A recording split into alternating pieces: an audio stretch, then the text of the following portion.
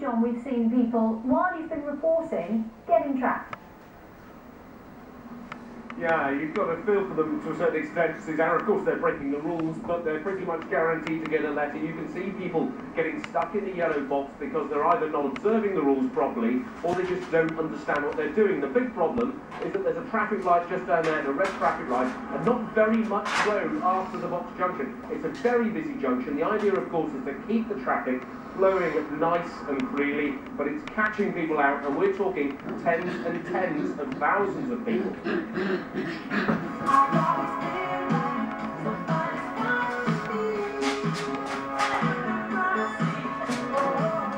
It looks like any other traffic junction.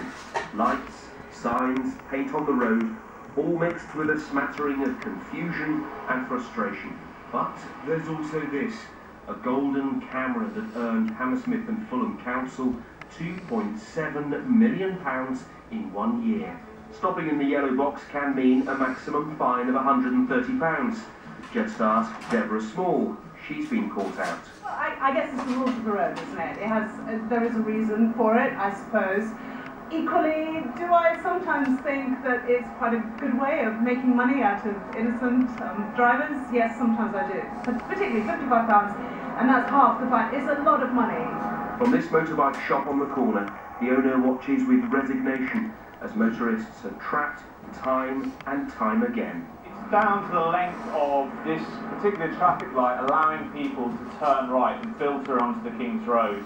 It's red for so long that people, when it's green, will try and push through and try and jump that red light and get caught on the right turn by the back of their car still being in the yellow box and the camera looking onto it. They're easy prey. The council says it's reducing the number of fines at yellow boxes with improved advice for drivers, and the money raised is spent on the local road network. Ever since traffic cameras were first invented, the arguments have raged over whether they're a cash cow or a sacred cow. Whichever way you look at it, £2.7 million per year. Well, that's a nice little earner.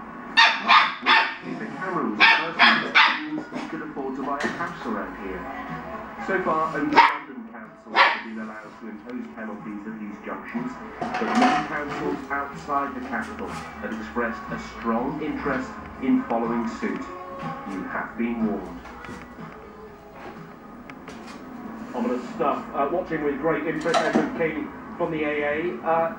We think this might be the most lucrative traffic camera in the UK. What do you reckon? Well, I think it certainly is. It's just a picture of chaos, confusion, congestion, and it brings in lots of cash.